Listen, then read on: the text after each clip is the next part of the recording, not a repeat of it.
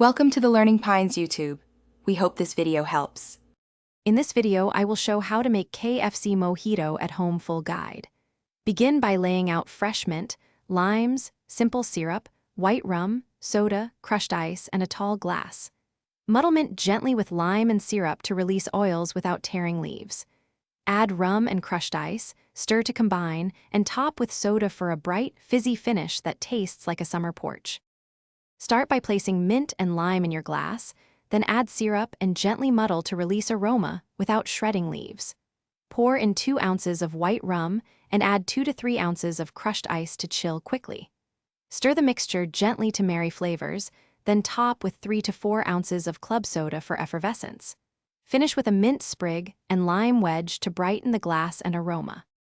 For better texture, dissolve superfine sugar into a little warm water to mimic simple syrup when needed. Try coconut rum for a tropical spin, or reduce rum by half and add extra soda for a lighter, sessionable cocktail. Consider 1/2 ounce flavored syrups like ginger or mango to give a twist that complements mint and lime.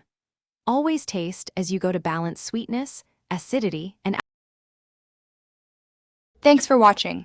Consider subscribing if we helped you.